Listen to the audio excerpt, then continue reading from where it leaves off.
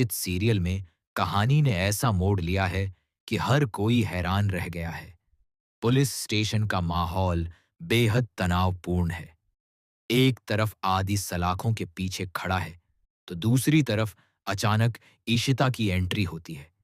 जैसे ही आदि की नजर इशिता पर पड़ती है, उसकी आंखें फटी की फटी रह जाती हैं। वह घबराकर पूछता है, मां, आप यहां क्यों आई हैं? लेकिन जवाब उससे भी ज्यादा चौंकाने वाला होता है। पुलिस अधिकारी बताते हैं कि इशिता ने अपना जुर्म कबूल कर लिया है और अब उन्हें यहां से दूसरी जेल में शिफ्ट किया जाएगा, जबकि आदि को रिहा किया जा सकता है। यह सुनकर आदि के पैरों तले जमीन खिसक जाती है। उसे समझ नहीं आता कि उसकी मां ऐसा कैसे कर सकती हैं। वह बार बार कहता है, आप गलती नहीं कर सकती, जरूर कुछ और बात है। इधर पुलिस स्टेशन के एक कोने में अभिषेक खामोशी से सब देख रहा होता है। उसके चेहरे पर अजीब सा सुकून है, जैसे वह जानता हो कि यह सब एक सोचा समझा कदम है। असल में इशिता और अभिषेक ने मिलकर एक प्लान बनाया है। उन्हें यकीन है कि आधी सच्चाई सामने लाने से कुछ नहीं होगा। असली सच तभी बाहर आएगा जब असली गुनहगार खुद डरकर सामने आए। इशिता ने जानबूझकर जुर्म कबूल किया है ताकि आदि पर से शक हटे और वह खुलकर सच्चाई बता सके। लेकिन यह खेल बेहद खतरनाक है। अगर एक भी चाल गलत पड़ी तो सब कुछ बिखर सकता है। उधर भल्ला हाउस में भी हलचल मची हुई है। एक नए मेहमान की एंट्री होती है। रमन के पिता उसे रिसीव करके घर लाते हैं, लेकिन जैसे ही वह घर के बाहर पहुंचते हैं, मीडिया वालों की भीड़ जमा हो जाती है।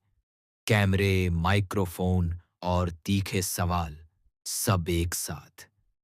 क्या आपके परिवार में जुर्म हुआ है? आदि को क्यों गिरफ्तार किया गया? बेचारे कुछ बोल ही नहीं पाते। माहौल तमाशे में बदल जाता है। तभी मिहिका आगे आती है। वह बड़ी मुश्किल से मीडिया को समझाती है और उन्हें वहां से हटाती है।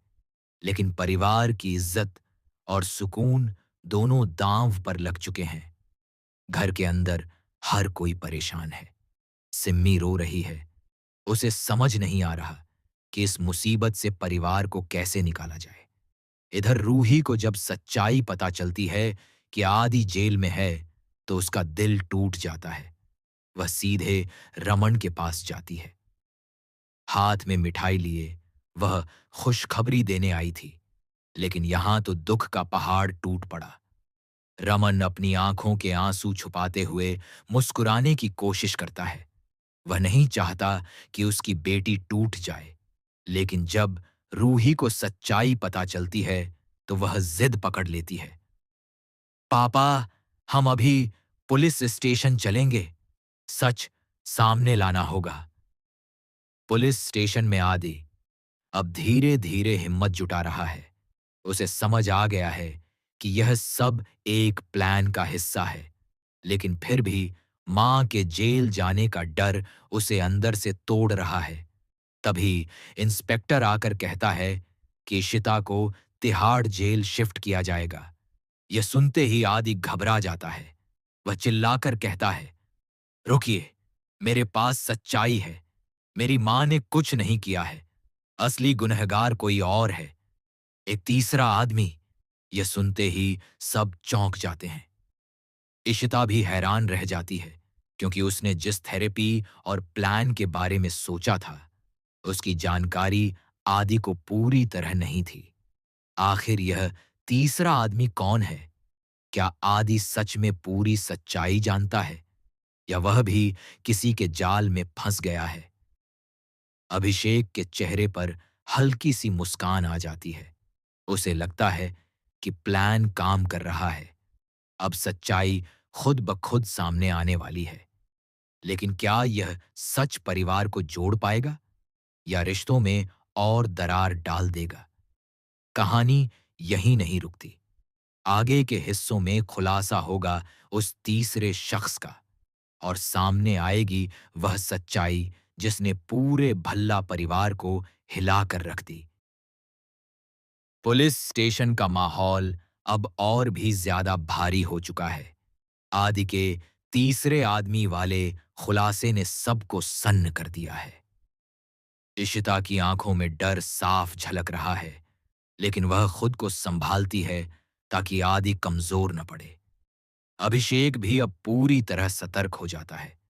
वह जानता है कि अगर आदि ने सही वक्त पर सही नाम ले लिया तो महीनों की मेहनत रंग ला सकती है। इंस्पेक्टर कड़क आवाज में पूछता है, कौन है वो तीसरा आदमी? नाम बताओ। आदि गहरी सांस लेता है। उसके चेहरे पर घबराहट है, लेकिन आंखों में सच्चाई की आग जल रही है। वह कहता है, जिसे आप सब भरोसेमंद समझ रहे हैं वही असली खिलाड़ी है। उसने मुझे फंसाया है, और मां को भी। इशिता चौंक जाती है। वह सोचती है, क्या आदि को सच में पूरी सच्चाई पता है? कहीं वह गलत दिशा में तो नहीं जा रहा?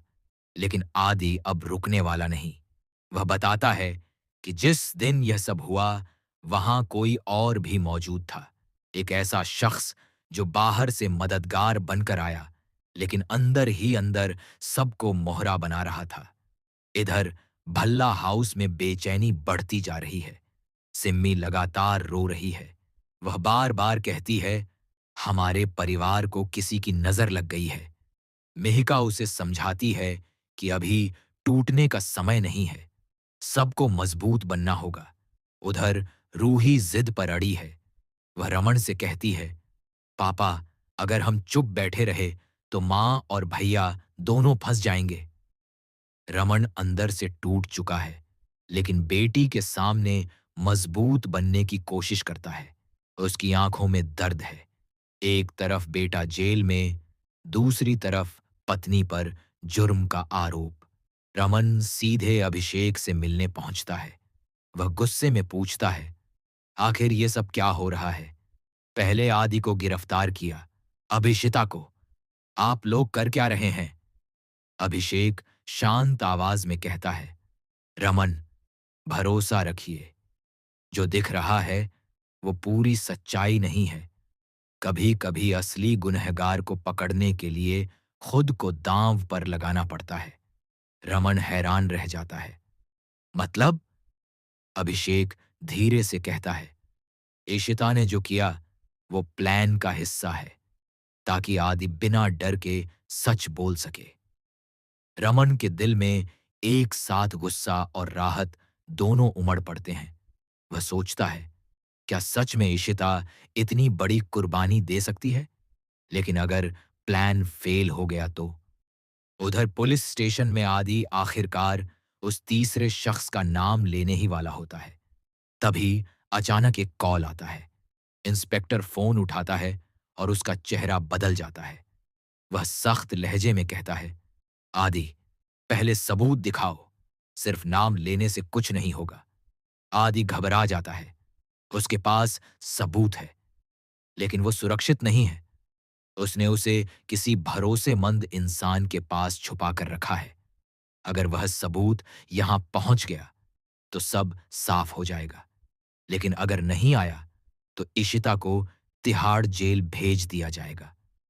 इधर शगुन को जैसे ही खबर मिलती है कि मामला पलट सकता है, उसके चेहरे पर बेचैनी साफ दिखती है। वह मन ही मन डरने लगती है। कहीं सच्चाई उसके करीब तो नहीं पहुंच रही। वह तुरंत आलिया से बात करने की कोशिश करती है, लेकिन आलिया भी उलझन में है। उसे समझ नहीं आ रहा कि किस पर भरोसा करे। रूही को अचानक याद आता है, उस दिन उसने कुछ अजीब देखा था। कोई था जो छुपकर फोन पर बात कर रहा था। क्या वही तीसरा आदमी है? वह तुरंत पुलिस स्टेशन जाने की जिद करती है। पुलिस स्टेशन में माहौल और तनावपूर्ण हो जाता है जब खबर मिलती है कि इशिता को रात में ही शिफ्ट किया जाएगा। आदि घबरा जाता है। वह सलाखों को पकड़कर चिल्लाता है, मां को मत ले जाइए, मेरे पास सच है, बस थोड़ा वक्त दीजिए। इशिता उसे शांत करने की कोशिश करती है, वह कहती है, आदि, हिम्मत मत हारना। सच की जीत जरूर होगी। लेकिन उसकी आवाज में भी डर छिपा है। अचानक दरवाजा खुलता है। एक कांस्टेबल अंदर आता है और कहता है, सर, कोई मिलने आया है, जरूरी सबूत लेकर। सभी की नजरें दरवाजे पर टिक जाती हैं। आखिर कौन है वो? क्या सच में सबूत मिल गया है, या फिर ये किसी नई साजिश की शुरुआत है? दूसरे भाग का अंत यही होता है। लेकिन कहानी अब अपने सबसे खतरनाक मोड़ पर पहुंच चुकी है। अगले भाग में सामने आएगा वो चेहरा जिसने इस पूरे खेल की बिसात बिछाई, और तब तय होगा कि इशिता की कुर्बानी बेकार जाएगी या सच की जीत होगी।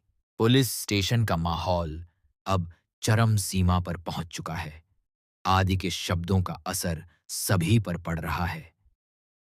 तीसरा आदमी की बात सुनते ही इशिता और अभिषेक दोनों की सांसें थम जाती हैं। लेकिन कोई भी उसे तुरंत पहचान नहीं पाता। सबके मन में एक ही सवाल घूम रहा है, आखिर वो कौन है जो इस पूरे खेल का मास्टरमाइंड है? इसी बीच दरवाजा खुलता है और एक आदमी अंदर आता है। उसके हाथ में फाइल है जिसमें सबूत रखे हैं। उसकी चाल में घबराहट भी है और आत्मविश्वास भी। अभी तक उसने खुद को छुपा रखा था, लेकिन अब उसे पता है कि सच सामने आने वाला है। उसका चेहरा देखकर पुलिस और परिवार वाले दोनों हैरान रह जाते हैं। यह वही शख्स है जिसने महीनों से भल्ला परिवार की जिंदगी उलझाई रखी है। आदि सीधे उसके पास जाता है और कहता है, तुमने ये सब क्यों किया? अब सब कुछ खत्म हो जाएगा, सच सामने आएगा। तीसरा आदमी धीमे स्वर में जवाब देता है, आदि, तुम समझ नहीं पा रहे। यह सिर्फ शुरुआत है। जो कुछ तुमने देखा वह सब खेल का हिस्सा था, लेकिन सच तो अब बाहर आएगा। इधर भल्ला हाउस में स्थिति और नाजुक हो चुकी है। सिम्मी लगातार रो रही है और मेहका उसे समझाती है कि सब्र रखें। आलिया भी कोशिश कर रही है कि परिवार के लोगों को मनाए। हर किसी के मन में डर है कि कहीं इस खुलासे से परिवार टूट न जाए। रूही लगातार सोच रही है। उसका दिल परेशान है, लेकिन दिमाग साफ है। वह याद करती है कि जिस दिन आदि को फंसाया गया, उस समय कुछ अलग था। किसी की चालाकी और नकाबपोश व्यवहार ने सबको भ्रमित किया। उसे लगता है कि यही वह तीसरा आदमी है। पुलिस स्टेशन में अब अभिषेक पूरी सतर्कता से सबूत की फाइल देख रहा है। वह जानता है कि अगर यह फाइल सही हाथों में पहुंच गई तो भल्ला परिवार की इज्जत और आदि की बेगुनाही साबित हो जाएगी। लेकिन फाइल के साथ एक और खतरा भी जुड़ा हुआ है। अगर तीसरा आदमी प्लान से हट गया या गुस्से में कुछ कर गया, तो सब कुछ पल भर में बिखर सकता है। इसी बीच आदि, इशिता और तीसरे शख्स के बीच तनावपूर्ण बातचीत शुरू होती है। आदि, अब सच बताओ, और कोई झूठ नहीं। तीसरा आदमी, सच वही है जो तुम्हारे सामने है, लेकिन इसे सामने लाने के लिए तुम्हें समझना होगा कि हर कदम कितनी बड़ी जिम्मेदारी है। इशिता अंदर से परेशान है। उसे डर है कि कहीं इस खुलासे से आधा सच पूरा परिवार के लिए खतरा न बन जाए। लेकिन उसे अभिषेक की योजना याद आती है। यह सब केवल इसीलिए किया गया है ताकि आखिरकार सच्चाई सामने आए। रमन और रूही भी पुलिस स्टेशन पहुंच जाते हैं। रमन अब पूरी तरह तैयार है। उसने तय किया है कि चाहे कुछ भी हो, वह अपने परिवार के साथ खड़ा रहेगा। रूही भी अब पूरी तरह से सक्रिय हो जाती है। वह जानती है कि बिना उसका साहस और दिमाग का उपयोग किए सच्चाई कभी सामने नहीं आएगी। तीसरे शख्स का नाम धीरे धीरे खुलने लगता है। सभी की धड़कनें तेज हो जाती हैं। आखिरकार उसी क्षण उसकी असली पहचान सामने आती है और यह जानकर सब हैरान रह जाते हैं। यह वही शख्स है जिसे परिवार ने कभी भरोसेमंद समझा था, लेकिन उसने पूरे खेल में अपने फायदे के लिए सबको मोहरा बनाया। लेकिन अभी कहानी यहीं खत्म नहीं होती। अभी सबसे बड़ी चुनौती बाकी है। सच्चाई को सही समय और सही तरीके से सबके सामने लाना। यदि यह योजना सही तरीके से काम कर गई, तो भल्ला परिवार को न्याय मिलेगा। लेकिन अगर कोई कदम गलत पड़ा, तो परिवार का सबसे भरोसेमंद इंसान भी खतरे में पड़ सकता है। आदि, इशिता, अभिषेक और रूही चारों अब पूरी तरह से इस रहस्य और खतरनाक खेल के बीच हैं। अगले भाग में पता चलेगा कि आखिर कौन-कौन से चालें खेलता है और भल्ला परिवार किस तरह से इस साजिश के जाल से बाहर निकल पाएगा। पुलिस स्टेशन का माहौल अब चरम सीमा पर पहुंच चुका है। सभी की धड़कनें तेज हैं और हर आंख में तनाव और उम्मीद दोनों झलक रहे हैं। आदि, इशिता, अभिषेक और रूही चारों के मन में यही सवाल है, क्या अब आखिरकार सच्चाई सबके सामने आएगी? तीसरा शख्स अब पूरी तरह सामने है। उसका चेहरा सबको पहचान में आता है और उसी पहचान ने परिवार के अंदर एक अजीब सा हलचल पैदा कर दी। यह वही शख्स है जिसे भल्ला परिवार ने हमेशा भरोसेमंद माना, लेकिन जो अब तक अपने चालाकी और धोखे से सबको मोहरा बनाता रहा। उसकी चाल और चेहरे की मासूमियत सबको भ्रमित कर चुकी थी, लेकिन अब सबूत और सच्चाई ने उसे बेनकाब कर दिया है। आदि अब पूरी हिम्मत जुटाता है। वह सभी को बताता है कि इशिता ने कभी कोई जुर्म नहीं किया। वह बस योजना का हिस्सा बनी ताकि सच्चाई सामने आ सके। अभिषेक की योजना सही साबित होती है। आखिरकार परिवार की बेगुनाही साबित हो जाती है। इशिता की आंखों में राहत और खुशी दोनों झलकती हैं। उसने अपने बलिदान से परिवार को बचाया है। रूही अब पूरी तरह से खुश है। वह रमन के पास जाती है और कहती है, पापा, अब सब ठीक हो जाएगा। माँ और भैया सुरक्षित हैं। रमन अपनी आंखों के आंसू छुपाता है और मुस्कुराता है। घर में अब धीरे-धीरे सबका तनाव कम होता है। सिम्मी और मिहिका भी राहत की सांस लेते हैं। तीसरा शख्स पुलिस की पकड़ में आता है। अब उसे अदालत में सबूत और अपराध के खिलाफ पेश किया जाएगा। परिवार जानता है कि अब उन्हें किसी डर या खतरे का सामना नहीं करना पड़ेगा। अभिषेक और इशिता की समझदारी और आदि की बहादुरी ने मिलकर इस पूरी साजिश को नाकाम कर दिया। भल्ला हाउस में भी खुशी का माहौल बन जाता है। आलिया और मिहिका सभी को संभालते हुए कहते हैं कि परिवार का प्यार और एकता ही सबसे बड़ी ताकत है। रमन और इशिता एक दूसरे की आंखों में देखकर मुस्कुराते हैं। उनके चेहरे पर थकान तो है, लेकिन अब मन में सुकून है। रूही अपने छोटे-छोटे कदमों में भी यह समझ चुकी है कि परिवार की सुरक्षा और सच्चाई के लिए कभी-कभी मुश्किल फैसले लेने पड़ते हैं। अब सब जानते हैं कि चाहे कितनी भी मुश्किलें आएं, भल्ला परिवार एक साथ खड़ा रहेगा। आदि, इशिता, रमन और रूही चारों अब घर लौटते हैं। भले ही राह मुश्किल रही, लेकिन सच्चाई और परिवार के प्यार ने हर बाधा को पार किया। अब हर दिल में राहत और खुशियों की लहर दौड़ जाती है। और इस तरह ये हाय मोहब्बतें के इस एपिसोड में दिखा कि परिवार की एकता, साहस और सही योजना कैसे किसी भी साजिश को मात दे सकती है। अंत में यह याद रखने वाली बात, सच्चाई चाहे जितनी भी देर से आए, एक दिन जरूर उजागर होती है और प्यार और परिवार का बंधन हर चुनौती से मजबूत होता है।